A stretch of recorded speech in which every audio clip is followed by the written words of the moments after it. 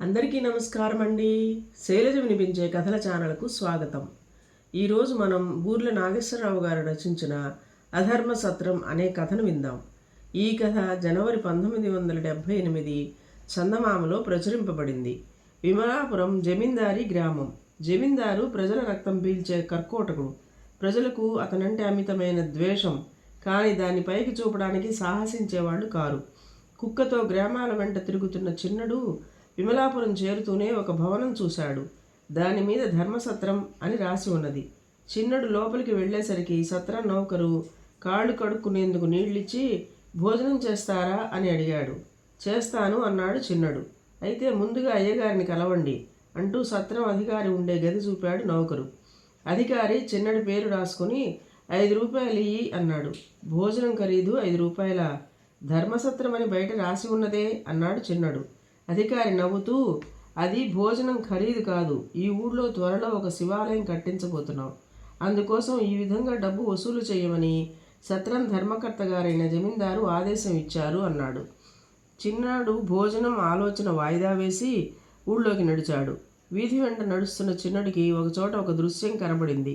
2 దృఢకాయలు ఒక ఇంటి నుంచి ఒక ఆవును బలవంతంగా లాక్కుపోతున్నారు.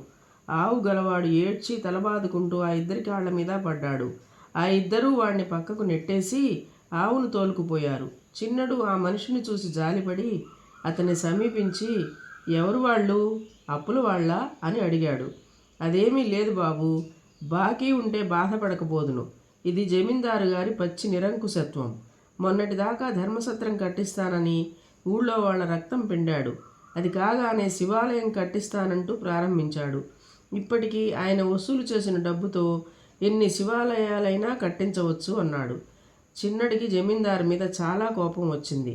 పేదలను పీడించి ధర్మసత్రాలు ఆలయాలు కట్టించడం ఏమిటి అన్నాడు వాడు. డబ్బు లేని వాళ్ళ దగ్గర ఇలాగే పశువులను తోలుకుపోతుంటాడు. మనం ఇట్లా అనుకున్నామని జమీందారుకు తెలిస్తే 2 కాటికి పంపుతాడు అన్నాడు ఆ ఆవును పోగొట్టుకున్నవాడు. ధర్మసత్రం యజమాని జమీందారైతే అందులో అధికారిగా కూర్చునేవాడెవడు? వాడు ఒక జమీందారు లాగానే ఉన్నాడే అని చిన్నడు అడిగాడు. ఉండకేం చేస్తాడు? వాడు జమీందారు బావమరిది. ఆవును లాక్కెళ్ళిన వాళ్ళు జమీందారుకు నమ్మిన బంట్లు, ఎలుగుబంట్లు అన్నాడు ఆ మనిషి. జమీందారు అతడి బావమరిది 2 తోడేళ్ళు, వాళ్ళ కింద 2 ఎలుగుబంట్లు. ఈ 4 చేరి అమాయకపు జనాన్ని చెండుకు తింటున్నట్టుంది చిన్నడికి అర్థమైనది. చిన్నడు వాళ్ళ సంగతి తేల్చిగాని ఆ గ్రామం నుండి వెళ్ళరాదనుకున్నాడు. కొద్ది రోజుల్లోనే చిన్నడు గ్రామస్తులందరినీ పరిచయం చేసుకుని వాళ్ళ సహాయంతో ఒక పెద్ద నాటకం ఆడటానికి ఉపక్రమించాడు. తరువాత వాడు జమీందారుని కలుసుకుని, ధర్మప్రభువులు 10 రూపాయలు పోతే పోయాయి కానీ సత్రంలో భోజన సదుపాయాలు బాగున్నాయి అన్నాడు. జమీందారు ఉలిక్కిపడి, ఏమిటి 10 రూపాయలు తీసుకుంటున్నాడా అని అడిగాడు. పర్వాలేదులేండి, 10 రూపాయలు ఎక్కువేమీ కాదు. అందున అది శివాలయం కట్టించడానికి కదా అన్నాడు చిన్నడు. నువ్వు చెప్పేది నిజమే. అయితే వాడి చర్మం ఒలిచేస్తాను. నేను తీసుకోమన్నది 5 రూపాయలే. వాడు నన్ను మోసం చేస్తున్నాడంటావా? ఇంత పెద్ద ద్రోహమా అన్నాడు జమీందారు ఉగ్రుడైపోతూ. చిన్నడు ఆశ్చర్యంగా కళ్ళు పెద్దవి చేసి, అలాగా, అయితే సత్రం సగం మింగేస్తున్నాడా? మనిషికి 5 రూపాయలా? ఎంత లేదన్నా రోజుకు 50 మందికి పైగా సత్రానికి వస్తుంటారు కదా. అయ్యో అయ్యో, ఎంత మోసం అన్నాడు. జమీందారుకు మతిపోయినంత పనైంది. రోజుకు 50 మందే? అంతమంది వస్తున్నట్టు వాడు నాకు ఏనాడు లెక్క చెప్పలేదే అన్నాడతను. మీరింత అమాయకులు గనకనే అతడు మిమ్మల్ని ఇంత సులభంగా మోసం చేయగలుగుతున్నాడు. కావాలంటే నా వెంట మీ మనిషిని ఒకరిని పంపండి. అతను చేసే మోసం కళ్ళారా చూడవచ్చు. నేను సత్రంలోనే కదా ఉంటున్నాను అన్నాడు చిన్నడు. జమీందారు చిన్నడి మాటలు నమ్మి వెంట తన మనిషిని పంపాడు. ఆ సాయంకాలం చిన్నడు ఆ మనిషితో సహా సత్రానికి ఎదురుగా మాటు వేశాడు. చిన్నడు తయారు చేసిన యువకులు జట్లుగా తలపాగాలు చుట్టుకొని ప్రయాణికుల్లాగా సత్రంలోకి పోవడము, మరికొందరు భోజనం చేసినట్టు మూతులు తుడుచుకుంటూ త్రేంచుతూ బయటికి వస్తూ ఉండటము జమీందారు మనిషికి చాలాసేపు చూశాడు. వాడు జమీందారు దగ్గరికి వెళ్ళి, ఈ ఒక్కపూటే 50-60 మంది దాకా ప్రయాణికులు సత్రంలో భోజనం చేశారు అన్నాడు. ఆ మాట విన్న జమీందారు కళ్ళు చింతనిప్పుల వల్లే అయ్యాయి. శాంతించండి, ఇవాళ వచ్చిన వారి సంఖ్య ఎంత చెబుతాడో చూసి మరీ చర్య తీసుకోవటం మంచిది. అని చిన్నడు జమీందారును అప్పటికి శాంతపరిచాడు. మర్నాడు ఉదయం జమీందారు వద్దకు అతని బావమరిది వచ్చి సత్రం లెక్కలు చూపించాడు. సత్రంలో భోజనాలు చేసిన వారి సంఖ్య 12గా చూపబడి ఉన్నది. అది చూడగానే జమీందారు శివమెత్తిపోయి, ఒరే పచ్చి దుర్మార్గపు వెధవా, ఎన్నాళ్ళుగా ఇలా మోసం చేస్తున్నావు అంటూ కొరడా తీసుకుని అతన్ని చావగొట్టాడు. దెబ్బలకు కారణం తెలియక, దెబ్బలకు తట్టుకోలేక జమీందారు బావమరిది అక్కడ నుండి పారిపోయాడు. తను ఏదన్నా చెప్పుకుందామన్నా అడుగుదామన్నా జమీందారు అవకాశం ఇవ్వలేదు.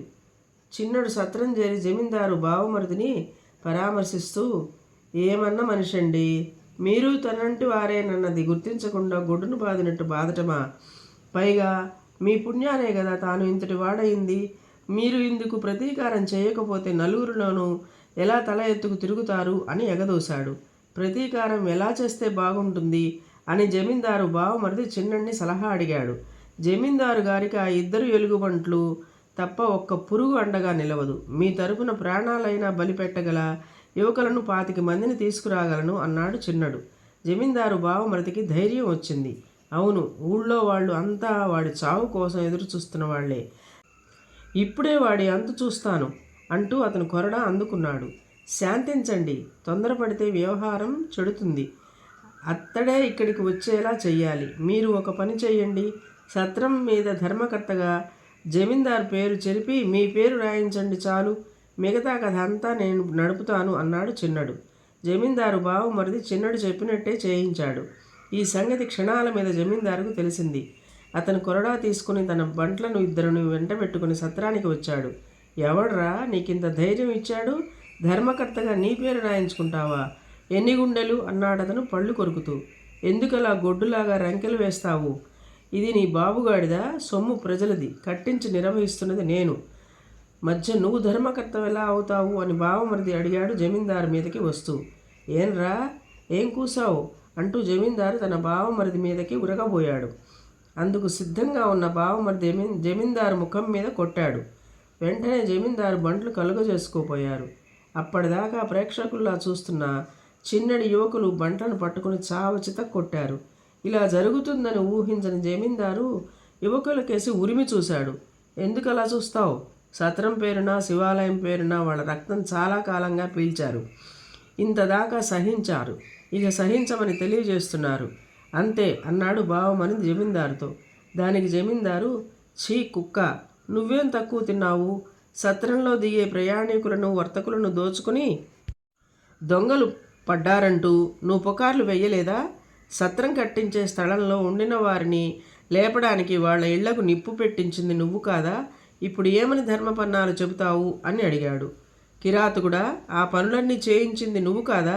వెంటనే వెళ్ళు అన్నాడు బావమరిది.